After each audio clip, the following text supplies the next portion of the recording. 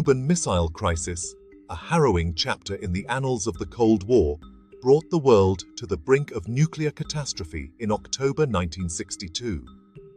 This intense 13-day confrontation between the United States and the Soviet Union was precipitated by the discovery of Soviet ballistic missile installations in Cuba, a mere 90 miles from US shores.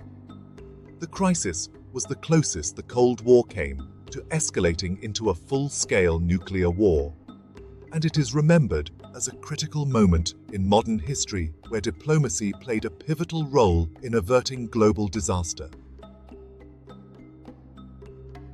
The origins of the Cuban Missile Crisis lie in the broader context of the Cold War, characterized by the ideological struggle between the United States, representing capitalist democracy, and the Soviet Union, representing communist autocracy. Several factors contributed to the escalation that led to the crisis. First, geopolitical tensions. The early 1960s were marked by heightened tensions between the two superpowers. The failed Bay of Pigs invasion in April 1961, where US-backed Cuban exiles attempted to overthrow Fidel Castro's communist government, significantly strained US-Cuban relations and pushed Cuba closer to the Soviet Union for security guarantees. Second, arms race. The nuclear arms race was in full swing, with both the US and the USSR amassing substantial arsenals of nuclear weapons. The deployment of American Jupiter missiles in Turkey and Italy, which could strike the Soviet Union, was a provocative move that contributed to the Soviet decision to place missiles in Cuba as a counterbalance. Third, Soviet strategic considerations. Nikita Khrushchev, the Soviet Premier, aimed to address the strategic imbalance posed by the US missiles in Europe and to protect Cuba from future invasions. The installation of intermediate-range ballistic missiles in Cuba was seen as a way to project Soviet power and influence in the Western Hemisphere. Fourth, Cuban sovereignty. Fidel Castro, the Cuban leader, sought to bolster his regime's security and independence from the United States, aligning closely with the Soviet Union to ensure protection against American aggression. The crisis unfolded over a tense 13-day period from October 16th to October 28th, 1962. The key events are as follows. First, discovery of missiles. October 14th to 16. US U-2 spy planes conducted reconnaissance over Cuba and captured photographic evidence of Soviet missile installations. President John F. Kennedy was informed of the discovery on October 16th, marking the start of the crisis. Second, ExComm formation and deliberations. Kennedy convened the Executive Committee of the National Security Council, ExComm, to discuss the US response. Options ranged from diplomatic pressure to full-scale invasion. A naval blockade, termed a quarantine, was chosen as a middle ground approach to prevent further Soviet shipments of military equipment to Cuba. Third, public announcement, October 22nd. On October 22nd, Kennedy addressed the nation, revealing the presence of Soviet missiles in Cuba and announcing the naval quarantine. He demanded the removal of the missiles and warned of severe consequences if the Soviets did not comply. Fourth, military escalation. Both superpowers placed their military forces on high alert. The US mobilized troops and naval forces, while the Soviets prepared their nuclear arsenal. Tensions escalated as Soviet ships approached the quarantine line. Fifth, diplomatic exchanges. Behind the scenes, intense diplomatic negotiations took place. Key figures included US Attorney General Robert Kennedy, who met with Soviet Ambassador Anatoly Dobrynin, and UN Secretary General U Thant, who facilitated communications. Sixth, resolution, October 26 to 28. The crisis reached its peak on October 26th and 27th, with conflicting signals from Moscow and Washington. Khrushchev sent two letters to Kennedy, one conciliatory and the other more aggressive. The US ultimately responded to the conciliatory letter, agreeing to Khrushchev's proposal to remove US missiles from Turkey in exchange for the removal of Soviet missiles from Cuba, though the Turkey aspect was kept secret at the time. Several key individuals played crucial roles in the crisis, shaping its outcome through their decisions and actions. First, John F. Kennedy, the US president, who navigated the crisis with a combination of firmness and restraint, resisting pressures from military advisors who favored more aggressive actions. His commitment to finding a diplomatic solution was critical. Second, Nikita Khrushchev, the Soviet premier whose initial gamble to place missiles in Cuba was counterbalanced by his willingness to negotiate a peaceful resolution, thus averting nuclear war.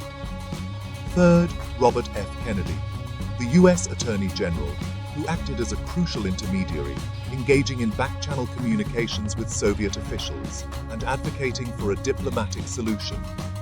Fourth, Anatoly Dobrynin, the Soviet ambassador to the United States, who played a key role in the secret negotiations with Robert Kennedy V, U-Thant. The UN Secretary General, who proposed a temporary suspension of the quarantine and missile site activities, helping to de-escalate the situation. The Cuban Missile Crisis was marked by high-stakes strategic calculations on both sides, involving significant risks. US calculations. The primary goal was to ensure the removal of Soviet missiles from Cuba without triggering a nuclear war. The naval blockade was intended to demonstrate resolve without immediate escalation. Kennedy's measured approach balanced the need for firmness with the risk of provoking a Soviet response. Soviet calculations. Khrushchev aimed to alter the strategic balance and protect Cuba. The placement of missiles in Cuba was a risky move intended to counteract US nuclear capabilities in Europe. When faced with US determination and the risk of war, Khrushchev opted for negotiation. Mutual Assured Destruction, or MAD. The doctrine of MAD, which held that a full-scale nuclear war would result in the complete annihilation of both the attacker and defender, was a sobering reality. Both superpowers recognized that any miscalculation could lead to catastrophic consequences. Diplomacy played a decisive role in resolving the Cuban Missile Crisis. Several key aspects highlight how diplomatic efforts averted disaster. Back-channel communications, secret negotiations between Robert Kennedy and Anatoly Dobrynin were instrumental. These back-channel discussions allowed for more candid exchanges and helped to craft a mutually acceptable solution. Public and private messages. The US responded selectively to Khrushchev's letters, choosing to address the more conciliatory message while ignoring the aggressive one. This strategy allowed the US to de-escalate without appearing weak. UN mediation. U-Thant's involvement provided a neutral platform for dialogue. His proposals helped to cool down immediate tensions and create a space for negotiation. The Turkey missiles. The agreement to remove US Jupiter missiles from Turkey was a crucial, though secret, part of the deal. It provided Khrushchev with a face-saving measure, allowing the Soviet Union to claim a strategic victory. Public diplomacy. Kennedy's televised address was a masterstroke of public diplomacy, rallying domestic and international support for the US position, while clearly communicating the stakes to the Soviet leadership. The resolution of the Cuban Missile Crisis had profound and lasting impacts on international relations, nuclear policy, and the conduct of the Cold War. Deterrence and diplomacy. The crisis underscored the importance of both deterrence and diplomacy in managing superpower conflicts. The successful resolution through negotiation highlighted the potential for peaceful solutions even in the most perilous situations. Nuclear non-proliferation. The crisis led to a renewed focus on nuclear arms control. It directly contributed to the establishment of the Nuclear Test Ban Treaty in 1963, and later the Non-Proliferation Treaty, NPT, in 1968, aimed at preventing the spread of nuclear weapons. Hotline Agreement. In the aftermath, the US and USSR established the Moscow-Washington Hotline, a direct communication link intended to prevent future crises from escalating to the brink of war due to miscommunication or delays. Shift in US and Soviet strategies. Both superpowers reassessed their strategies. The US became more cautious in its foreign policy, avoiding direct military confrontations with the Soviet Union. The Soviets, on the other hand, sought to avoid provocations that could lead to similar confrontations. Impact on leadership. The crisis influenced the leadership styles of both Kennedy and Khrushchev. Kennedy emerged with enhanced credibility and leadership stature, while Khrushchev faced criticism within the Soviet Union for his handling of the crisis, contributing to his eventual ousting in 1964. Global awareness. The Cuban Missile Crisis heightened global awareness of the catastrophic potential of nuclear war. It served as a stark reminder of the need for international cooperation and the careful management of nuclear arsenals. The Cuban Missile Crisis offers several analytical insights into international relations and crisis management. First, effective crisis management requires a balance of military preparedness and diplomatic flexibility. It's crucial to communicate clearly, both publicly and privately, to de-escalate tensions. Secondly, the psychological dimensions of leadership play a crucial role in crisis scenarios. The personalities, perceptions, and decision-making processes of leaders such as Kennedy and Khrushchev significantly influenced the course of the Cuban Missile Crisis. Understanding these psychological factors is essential for analyzing how decisions are made under extreme pressure. Thirdly, the crisis highlighted the dangers of miscommunication and misinterpretation in international relations.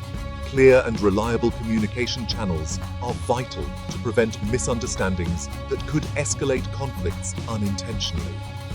Fourth, the importance of accurate intelligence was underscored during the Cuban Missile Crisis. The initial discovery of the missile installations by U-2 reconnaissance flights and the subsequent analysis played a critical role in informing US decision-making.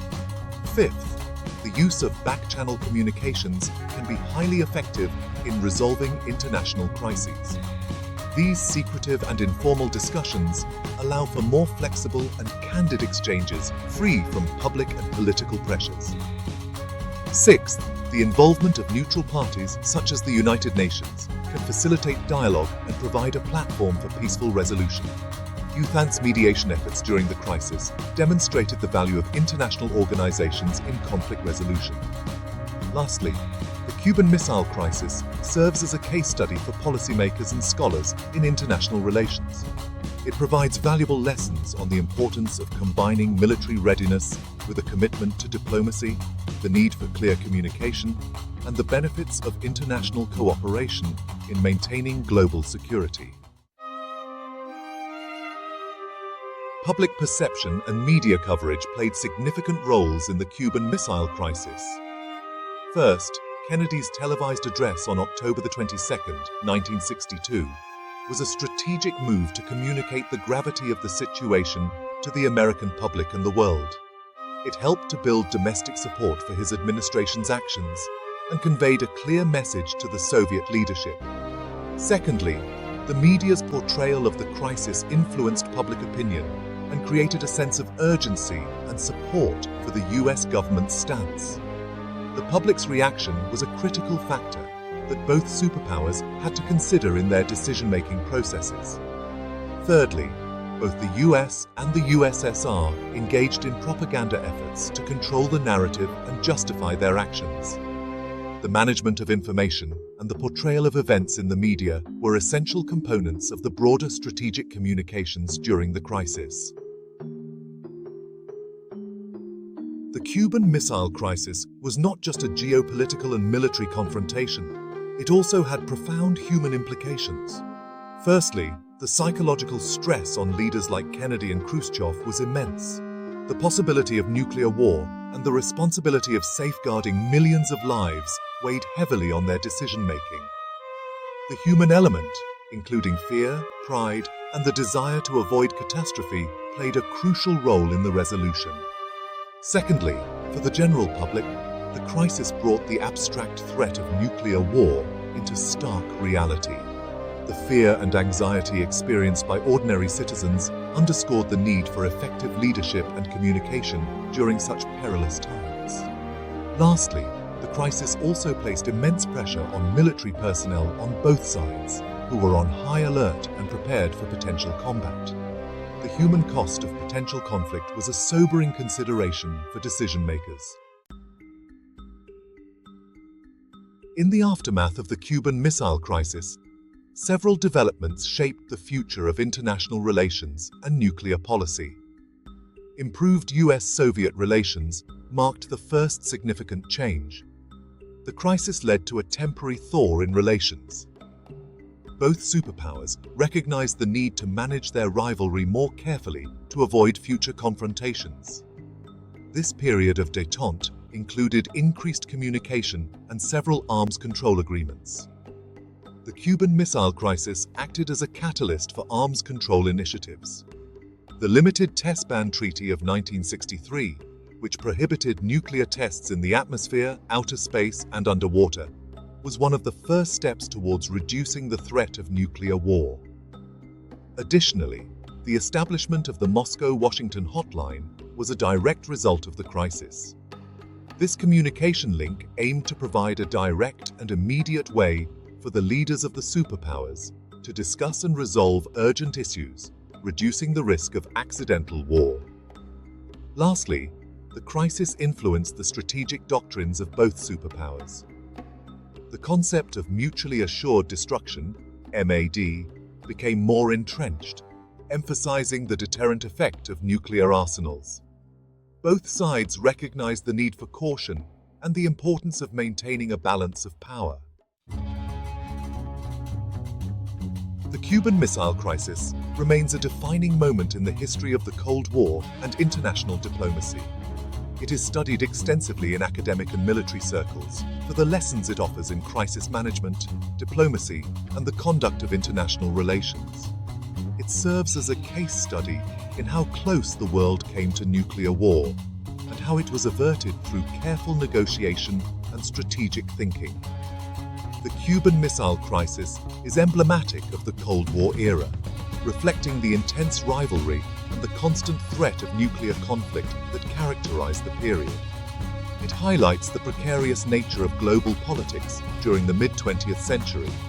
The resolution of the crisis through diplomacy, rather than military confrontation, underscores the importance of dialogue and negotiation in resolving international disputes. It serves as a reminder of the power of diplomacy in averting war and maintaining peace. Furthermore, the crisis had a lasting impact on subsequent generations of policymakers, military leaders, and scholars. It reinforced the necessity of caution, the value of communication, and the critical importance of avoiding nuclear war. The Cuban Missile Crisis stands as a testament to the perils and potential of international diplomacy. For 13 tense days in October 1962, the world teetered on the brink of nuclear war, with the lives of millions hanging in the balance. The crisis was a convergence of geopolitical strategies, military posturing, and high-stakes diplomacy, set against the backdrop of the Cold War. Through a combination of strategic calculation, effective communication, and determined diplomacy, the leaders of the United States and the Soviet Union managed to navigate this perilous episode without resorting to war. The resolution of the Cuban Missile Crisis not only averted a potential nuclear catastrophe, but also set the stage for future arms control agreements and a more cautious approach to superpower rivalry. The legacy of the Cuban Missile Crisis continues to inform contemporary international relations, reminding us of the importance of diplomatic engagement, the dangers of miscalculation, and the ever-present need for vigilance in the nuclear age. It serves as a powerful example of how the judicious use of diplomacy can save the world from the brink of disaster, reaffirming the crucial role of dialogue and negotiation in the maintenance of global peace and security.